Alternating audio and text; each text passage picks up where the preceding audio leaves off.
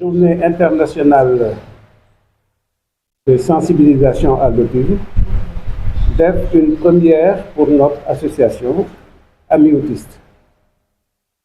C'est vrai que bi ñu juddoo léegi ça fait quelques mois. J'en profite pour présenter quelques membres du bureau. Man, j'en suis le président. Pape Bouboudia, trésorier.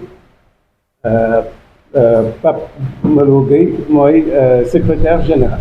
En fait ñun ñett daal pour le moment ñoo seq affaire bi. Il y a d'autres membres yu gars yi fii yëpp ay membres lañu yoo xamee ni spécifié guñu seen ay rôle ci biir association mais bon ça va venir.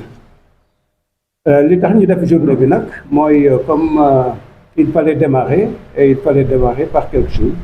On a profité de la journée internationale pour initier une première rencontre pour mën a sensibiliser la population, en tous les cas ñi nga xamante ni bii ñoom ñoo ñu gën a jegeñ ci lan mooy autisme, comprendre l'autisme.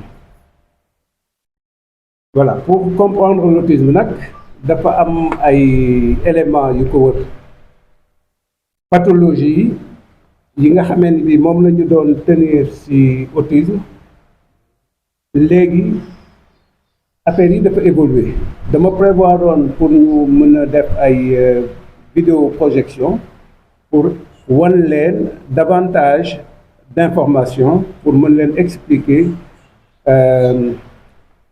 autisme fan la jógee naka lañ ko commencé. Waaw ça a toujours existé mais bi ñu commencé di tudd tur boobu autisme ça ne fait pas aussi longtemps que ça, c'est au XXe siècle. Léegi il y a eu une évolution.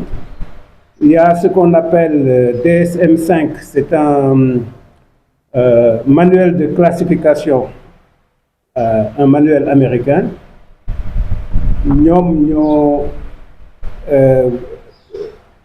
concentré yi nga xamee ni bii yëpp dañ leen boole woon ci trouble neurodéveloppementaux yi ñu identifier daal di ni léegi autisme dañuy wax trouble du spectre de l'autisme.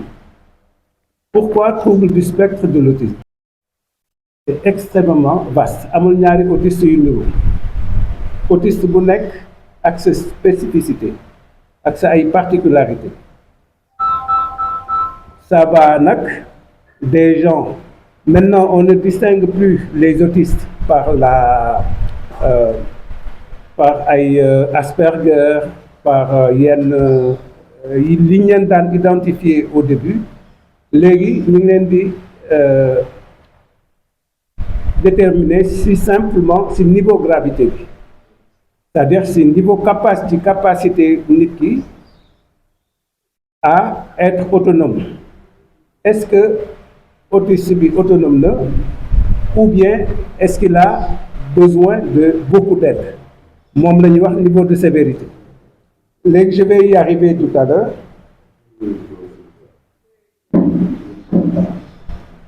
Diversité profil yooyu ma doon wax nag léegi moo tax ñuy wax spectre. Ça va des gens comme ñoomin Elon Musk, ñu naan ay Lionel Messi, des gens extrêmement doués dans leur domaine ou des gens particulièrement intelligents jëm wàcc ci ñi nga xamee ni bii dañuy dóor seeni bopp ci mur yi. Ceux qui ont des comorbidités loolu la ñuy wax ay comorbidités mooy ay feebar yu ci rax. Feebar yu ci rax nag mën na nekk ay épilepsie, mën na nekk yeneen trouble yoo xamee ni mën na rajouté wu ci autisme bi. Et ça complique la situation. Donc, on ne parle plus depuis le DSM-5, donc depuis 2013, on parle de troubles du spectre de l'autisme.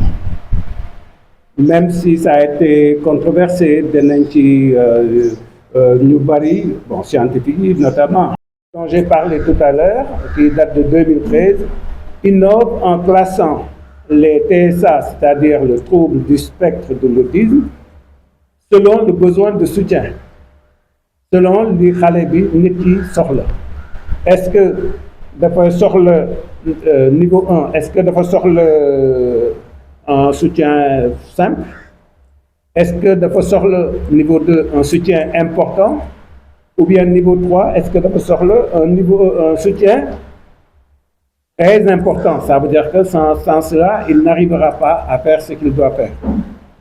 Niveau yooyu nag on les distingue ci 3 éléments yi moo njëkk a wax léegi mooy au niveau de la communication sociale mooy li ngay wax ak ni ngay defee ak nit ñi, et au niveau des comportements restreints mooy comportement yu particulier yi mu am ci 3 niveaux yi ci niveau yooyu la ñuy xool selon le niveau, est-ce qu'il a les capacités de faire les choses tout seul ou bien est-ce qu'il a besoin d'être soutenu ou d'être très très soutenu.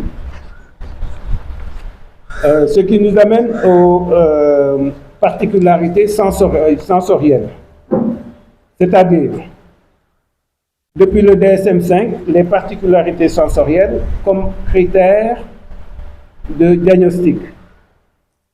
Lan moo ko boole ci critères yi xam nga tey jii on distingue ñun 5 sens moom lañ daan jàng à l'école primaire, mais à ce niveau on parle des 7 sens.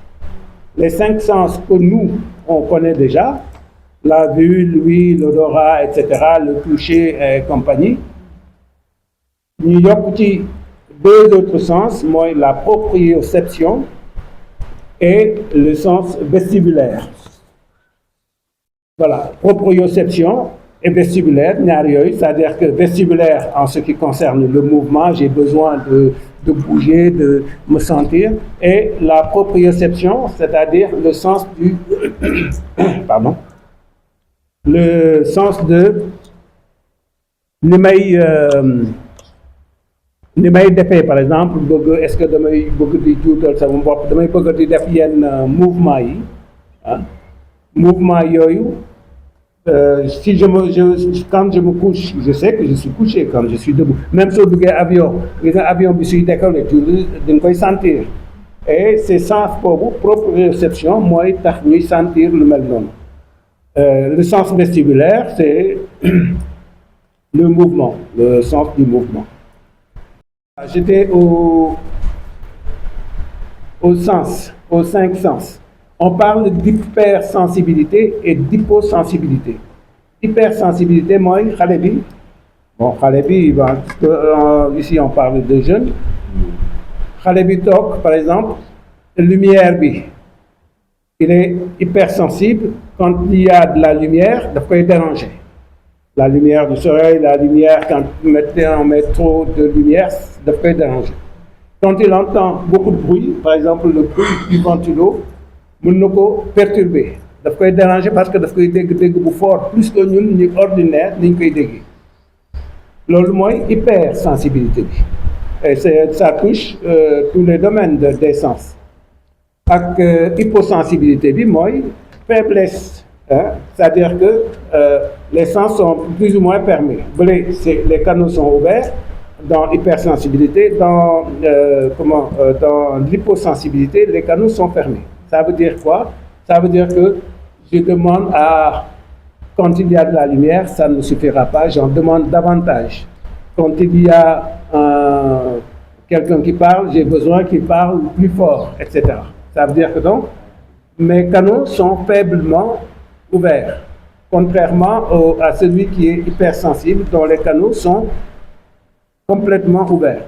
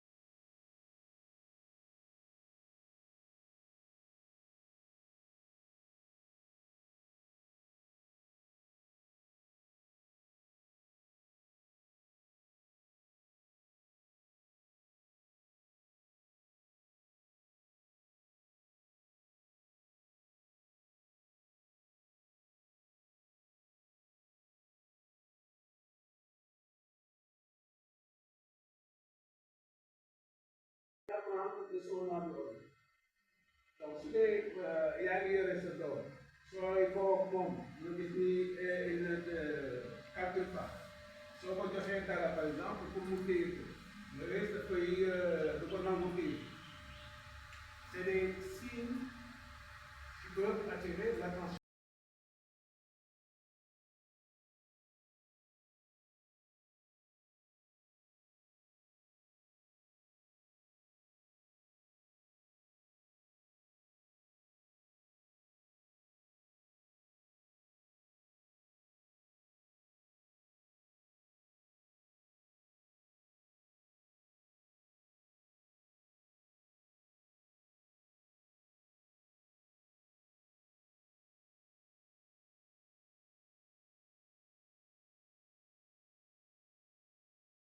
C'est une multidisciplinarité, ça veut dire que il y a des médecins, il y a le pédiatre, il y a le neurologue, le psychologue, le pédopsychiatre, l'ergothérapeute, l'enseignant, ils sont tous dans le diagnostic. Loolu la ñuy wax diagnostic multipluridisciplinaire.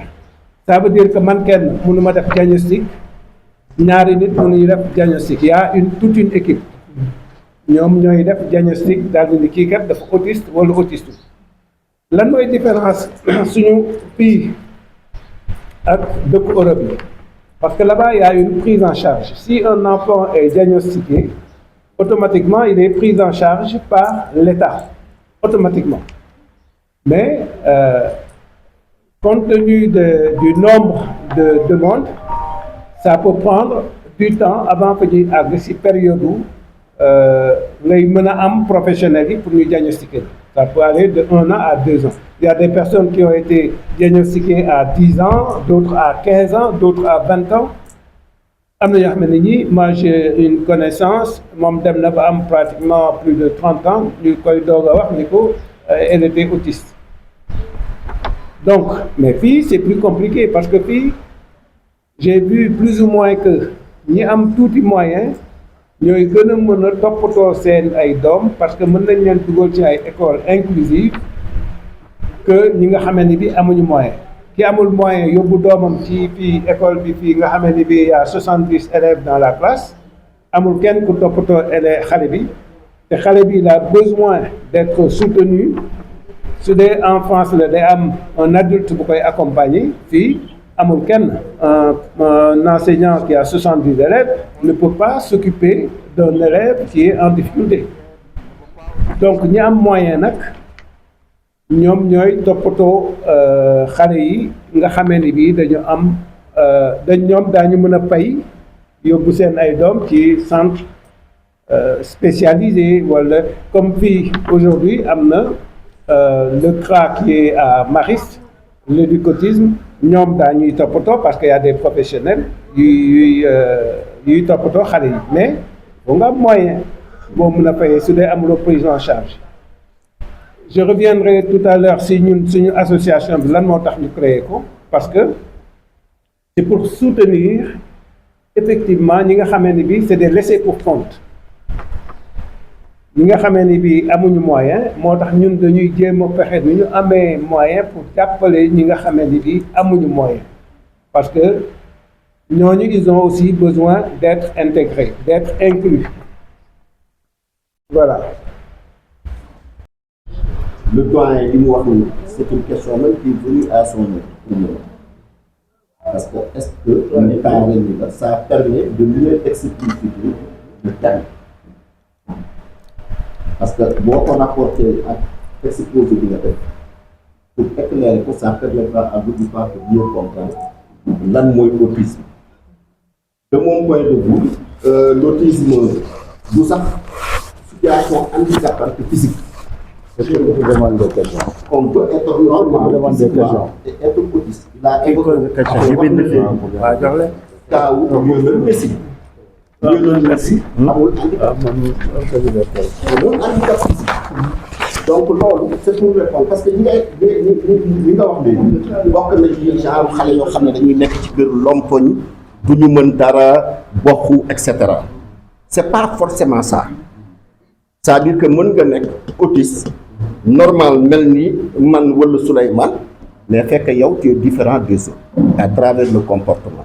Donc l'autisme a plus rapport au comportement de l'individu que par rapport à l'aspect physique. Troubles neurocomportementaux, neurodéveloppementaux. Comprenez? Donc je pense que pour dëggal yow li nga wax loolu dafay tax Ameth mën a dellu siwaat gën a préciser li nga xam ne moom la ñuy wax ci autisme ba nit ñi gën ko ràññee. Parce que man ni ma ko comprendre moo di que autiste nekkul koo xam ne ci biiru yaayam mën nga ko diagnostiquer. Parce que tey jii la science est telle que nit ki bu mën nañu xam yow sa doom bi ndax su màggee suy juddoo dina normal wala du normal pour ñu anticiper mais ce n'est pas le cas de l'autisme. Parce que si biiru yaayam il a tous les aspects ci nit koo xam ne normal na ba juddu léegi nag entre 3 ans 4 ans ci ngay commencer ñuy gis la différence ci sa comportement da ngay tëj wala doo xool nit ñi wala et cetera. Et par degré comme li mu ko waxee chaque autiste a ses spécificités. Am na ñoo xam ne ils sont doux am na ñoo xam ne ils sont violents. Am na ñoo xam ne ils sont peut-être un peu comme l'a dit le grand un peu tarés, d'autres sont super brillants. Oui. Parce que seen potentiel dafay dépasser même la normale, c'est des génies et c'est des autistes. Voilà, donc loolu dafa jar a xam. Maintenant ñooñu nag si on pose le problème de mon point de vue c'est par rapport à leur intégration dans la société.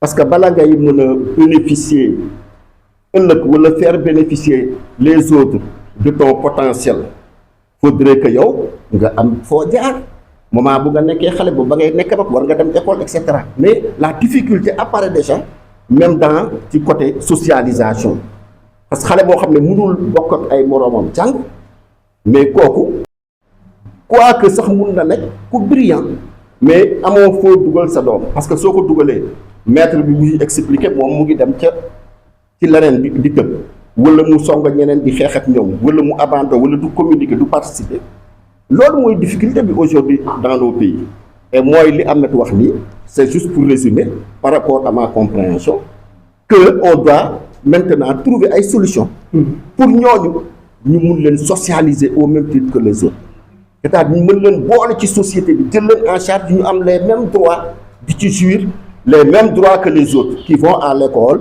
qui vont faire le cycle primaire, secondaire, etc. et puis aller à l'université. Parce que loolu mooy difficulté fan ngay dugal sa doom ak naka lañ koy gérer moo tax formation bi Ameth wax léegi c'est important. Déjà l'idée de vouloir aider les autres à comprendre, les aider aussi dans la prise en charge, les aider dans l'accompagnement pour que seen doom yi ëllëg mën a bokk ci société bi comme les autres, ça commence par là. Et loolu il faudrait que ñi nga xam ne tey jii partager nañu waxtaan bi fii ñu comprendre phénomène boobu xam lan la ñuy xaar ci ñoom que bu ñu tijjee bon déjà installé nañ ko on a reçu notre récépissé officiellement l'association existe association fi mu jëm day weesu li ñuy def ni mooy créer structure boo xam ne dina mën a accueillir déjà des autistes n'est-ce pas c'est-à-dire que am na ñoo xam ne tey ñu ngi ci dëkk bi yor ay doom bu ñu leen dugalee école ñu def fa 1 semaine 2 ñu woo leen ne non yow sa doom mënuñu ko téye fii parce que bon mënul suivre et là nous le vivons nous de même dans nos voisinages dans nos familles am nañ ko voilà donc loolu mooy premier aspect bi nga xam ne moom la ñu bëgg a résoudre à travers cette association pour que ici à Dakar au moins mu am ñoo xam ne képp ku am doom boobu ñu mun ko accompagner la yow ci naka ngay dundee ak moom pour ñu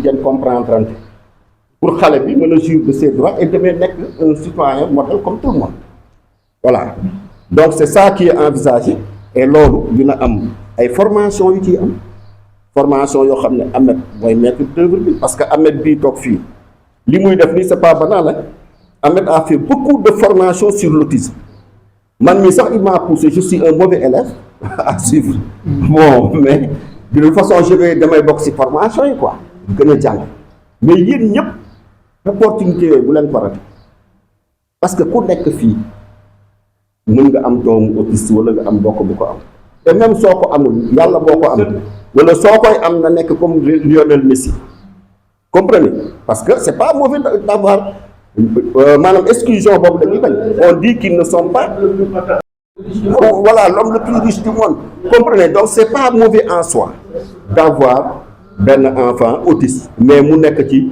ñi gën a kawe xam-xam loolu moo ci ëpp solo kon ñun ñëpp on est appelé Donald Trump qui est un peu malade comme ça mais qui est l'homme le plus puissant du monde gis nga moo tax ñëpp lii damay woote pour ñu jàpp ci ñu dugal ci seen loxo bés ñu ko créé xam naa fii ñoo xam ne ñii toog fii suñu ay dëkkandoo ak yooyu moi je connais des gens ici wax naa mu ngi kaaw Amina ñu engagé dinañu ñëw dugal seen loxo ci mbir mi ñun ñu dugal ci ñëpp ñu former leen pour ëllëg ngeen mën a jëriñ seen réew jëriñ askan bi je remercie tout le monde léegi dañuy ku bëgg.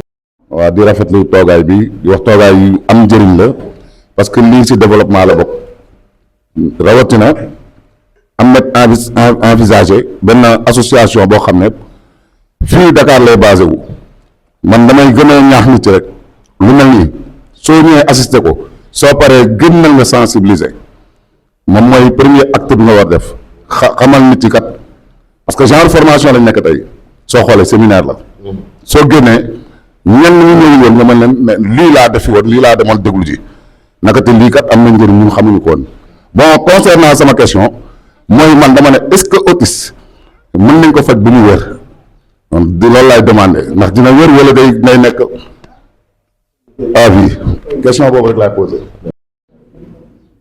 waaw man de en fait c'est sur l'aspect sensibilisation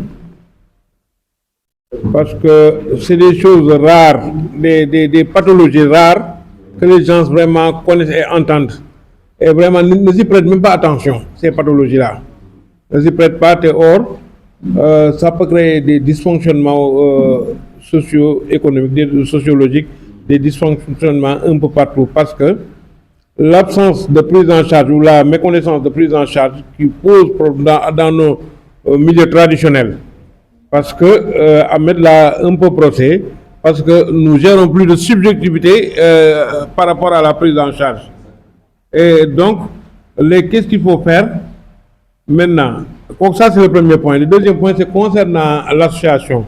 L'association est tellement importante, donc nous, pour sa vulgarisation, donc, il faut vraiment que, bon, il y a des ateliers de formation et tout ça, mais des ateliers de contexte de justification par rapport ci suñu quartier yi ci suñu milieu yi ci suñu leneen surtout loolu daal bëggoon naa ñu gën ci am leerlu dégg nga mettant en place un calendrier opérationnel nga xam dina permettre mu am une certaine inclusivité le calendrier boobu dina tax ni kenn ku ci nekk chaque jour doo yem ci tey rek chaque jour yaa ngi réactualiser wu quoi pour mën a mettre en exergue li ñu fi jëlee comme connaissance mën ko partager ak sa milieu immédiat. Salaamaaleykum.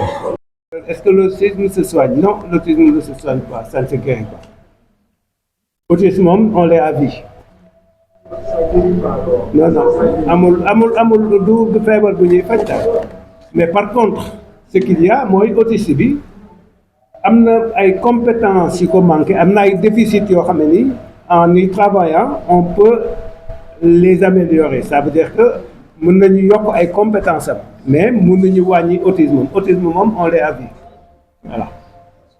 Donc kooku c'était la première question. La seconde par rapport ak Gorgui Ndiaye l'absence de prise en charge et que faut-il faire ñun tey jii suñu association bi su ko yàlla ci yàlla jàppee ba taxawal ko ah parce que de toute façon on a tous les papiers on existe on a un compte bancaire on est en contact avec les ministères de la santé le ministère de la famille et de l'action sociale bon quoi que ñoom amaguñu retour la mairie de Dakar la mairie de Médina il y a Orange qui est un bon sponsor en tout cas en France daañu sponsoriser bu baax a baax te xam naa ni fii aussi war nañ ñu mën a jàppale donc ñi ñu war a mën a jàppale bari na. Il y a les ODD, ce que l'on appelle les objectifs du développement durable. projet bi c'était ça s'arrête en 2000 je crois que c'est en 2030 mën nañ si intégrer wu il y a beaucoup d'entreprises yoo xam ne nii mën nañu investir ci jàppale affaire yu mel nii mais il faut nga def joxe say preuve il faut nga wane def dara nga wane benn genre bonne volonté pour que ñoom ñu mën a ñëw jàppale la parce que du ñuy jàppale ku deful dara ku tëdd këram di nelaw moom lañ di jàppale. am na association mais gisuñu dara lu concrètement loo def doo am dara donc pour la prise en charge man ce que j'envisage en fait dama ko xalaatee mooy pour ñu mën a dimbali aji néew di doole ji entre autres puisque mun suñu defaree ñun c'est ouvert à tout le monde mais pour ñu mën a jàppale aji néew ji doole ji il faut que ñu am ñu dimbali parce que mënuloo def association comme nii tey jii ni ñu démarré nii par exemple lu génn sa poche ni génnee suñu poche affaire yi di génnee ça veut dire jënd ndox jël saal jël lii jënd lële su doon dañ lu ñu bëgg a def tey jii il faut que ñu génnee xam nga nag nga nekk bonne volonté di def sa doole di def sa xel di jël sa temps soo ci boolee dërëm bi nga am ak néew nga bëgg ko ci def dafay daal di commencer bëgg a metti daal par contre c'est vrai que il y a pas mal d'organismes et d'entreprises disponibles yoo xam ne ni peut-être dañ leen contacter gul mais suñu leen contacter je crois que daañuy am ay résultats ay retours yu positifs tey lan moo tax ñun suñu affaire bi ndaw nii ça veut dire que vulgariser wuñ ko on n'a pas eu le temps effectivement parce que on l'a décidé la semaine dernière en moins d'une semaine est-ce que mën na une semaine non matul une semaine donc en 3 ou 4 jours lañ ko décidé war ko taxawal c'est pour ça qu'il y a beaucoup de manquements mais prochainement doo nii lu mel nii dootuñu dal mais comme on ne voulait pas rater la journée moo tax ñu ni nañ koy profiter beneen point bi mooy. La journée c'est la journée mondiale de l'autisme qui est célébrée aujourd'hui. Aujourd'hui partout de toute façon vous en entendrez parler à la télé c'est certain parce que ñoom jàll na hier voilà ñoom Awa Der ñoom docteur Guèye ñoom yàgg nañu ko def ici au Sénégal les chaînes là yàgg nañu liggéey ak ñoom ñun comme on s'y est pris tard mënuñu woon contacter yenn télé yi ak yooyu ak rajo yi quoi kala wala yu demee noonu bon ñun peut-être suñu structuré wu une fois comme ni départ nañu léegi on a des contacts dans les ministères avec des professionnels de la santé ñooñu ils sont indispensables c'est des partenaires indispensables puisque ce sont des partenaires ressources qui nous serviront parce que ñoom ñoo ñu mën a couvrir man je ne suis pas médecin fii suñu table bi médecin amu ci on n'est pas psychiatre on n'est pas psychologue am nañu volonté am nañu ay capacité am nañu peut-être formation pour mën a def ay yëf mais mënuñu def lépp il faut des professionnels de la santé yu ñëw bokk ci affaire bi ñooñu am nañu yaakaar ni am nañu des hautes personnalités yu nekk ci fii à Dakar et au ministère de la santé qui pourront nous accompagner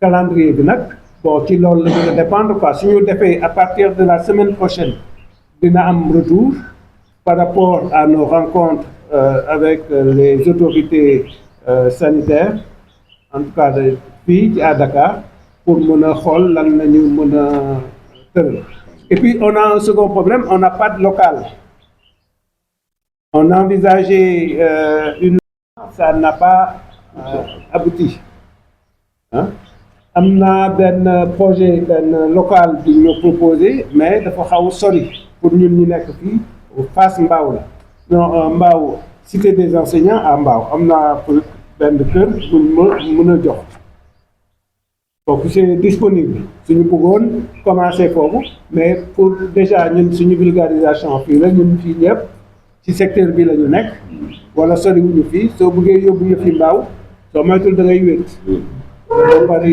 ay moo gën a favorable ah c'est mal pris en charge comme c'est en milieu Voilà, donc comme aussi, comme mën nañ ko jël sax mën nañ ko garder, mais pour waa secteur boobu. Mais puis aussi ñu am parce que xam nga comme amaguñu moyen, il faudrait peut-être que ñu am moyen de transport. boo xamee ni bi daañu mën di wër di ramasser xale yi am difficulté pour di leen concentrer fenn. Mais pour le moment, on n'en a pas les moyens. Il faut nga am auto 14 places yooyu boo xamee ni bi soo amee ay xale mën a def ñu confectionné ci benn dossier de presse boo xam ne mën nañ ko sànni gaa ñi dégg nga plus l'audiovisuel là ñu seet nañ koy traité loolu rek laa doon kii merci ah. yi ndax dinañ def formation sur le langage des signes parce que ci langage des signes la ñu mën a communiquer ak majorité autiste yi merci. Monsieur, je vous félicite d'abord pour votre disponibilité. Et je vous félicite aussi pour l'effort que vous avez fait pour mettre cette organisation sur pied. J'ai 3 questions à demander.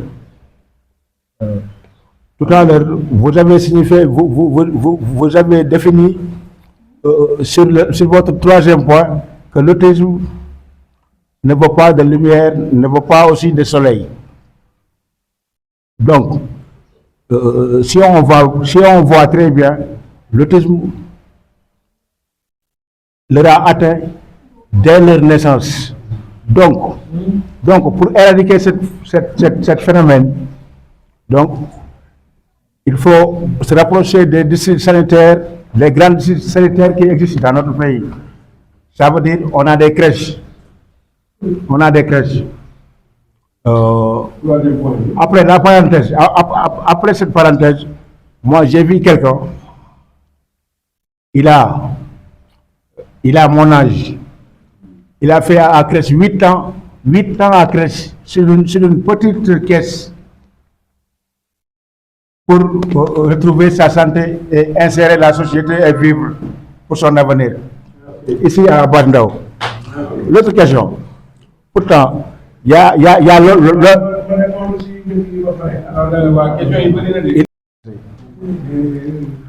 on a aussi le ministère de la Famille et le ministère de la Petite Enfance. Bon, pourquoi, avec les démarches que vous avez débutées, si nous essayons de se mettre en rapport avec l'Organisation de la Santé pour éradiquer carrément cette pandémie. Parce que le soleil et la lumière, le soleil et la lumière n'est pas bon.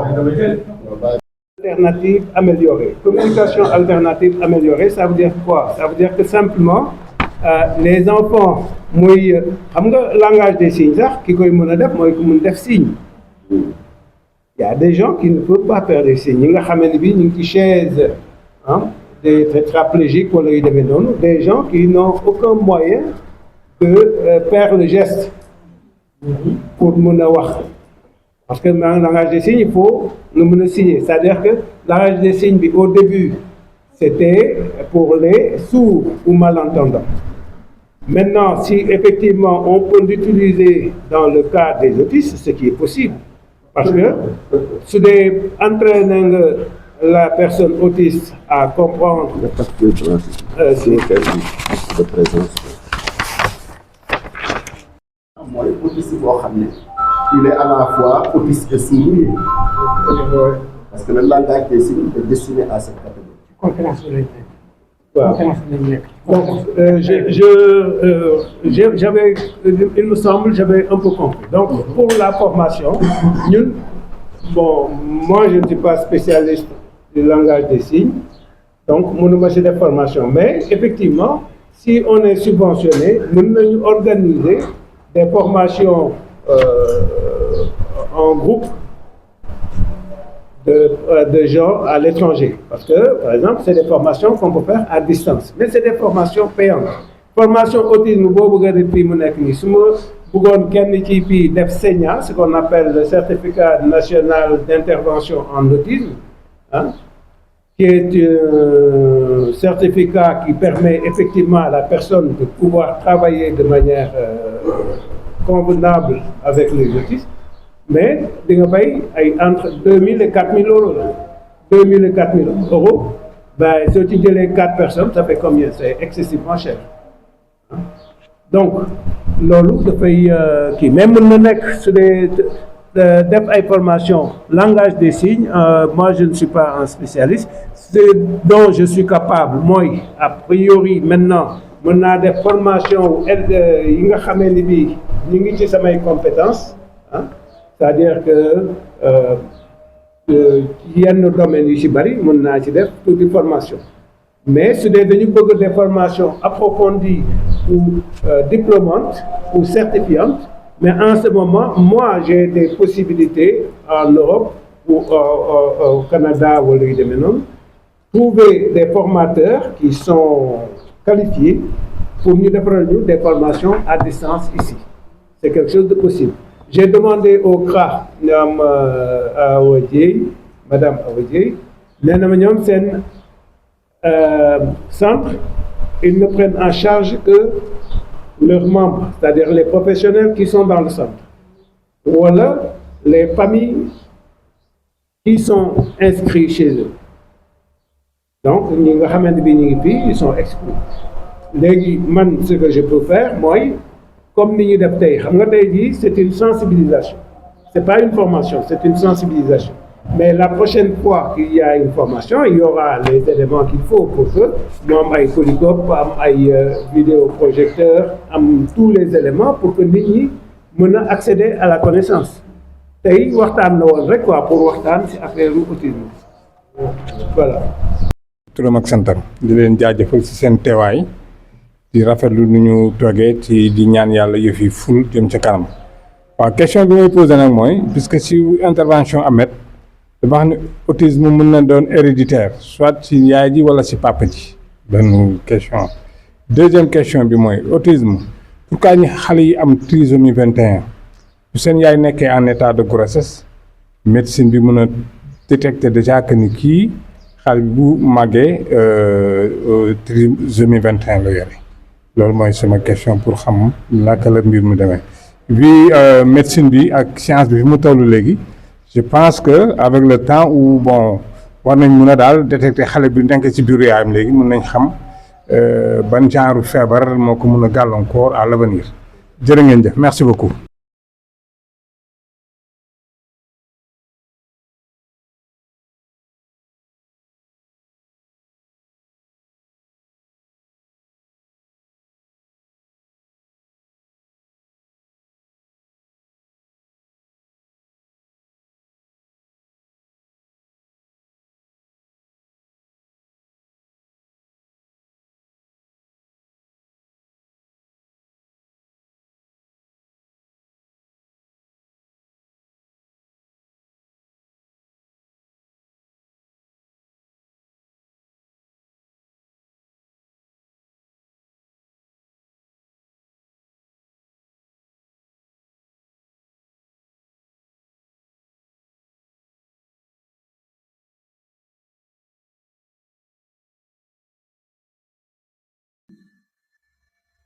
ko autisme peut-être que suñu biir fii am na ay autisme mais comme c'est invisible kenn mënu la ni gis benn waay bu doon rek la ni kii autiste la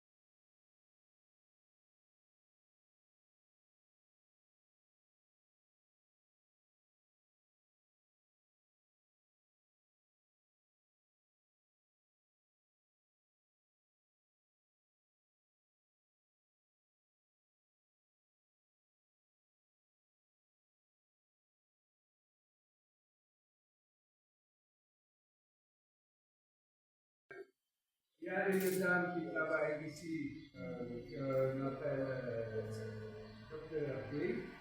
Elle avait fait une étude ici, le professeur Lamine bi ñuy def seen kii ci prévalence yi au Sénégal il disait en 2006.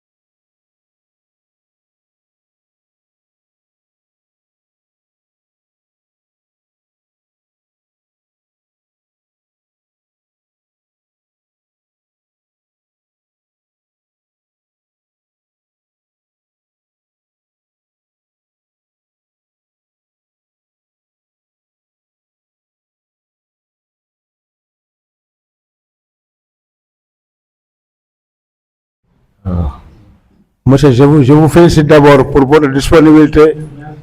Et je vous félicite aussi pour l'effort que vous avez fait pour mettre cette organisation sur pied. J'ai 3 questions à demander. Tout à l'heure, vous avez signifié, vous avez défini sur votre 3e point que l'autisme ne veut pas de lumière, ne veut pas aussi de soleil. Donc, si on voit très bien, l'autisme leur a atteint dès leur naissance. Donc pour éradiquer ce phénomène, donc, il faut se rapprocher des districts sanitaires, les grands districts sanitaires qui existent dans notre pays. Ça veut dire on a des crèches. Après la parenthèse, après cette parenthèse, moi j'ai vu quelqu'un, il a mon âge, il a fait à crèche 8 ans à crèche sur une petite caisse pour retrouver sa santé et insérer la société et vivre pour son avenir. Ici à Bandao. L'autre question, pourtant, il y a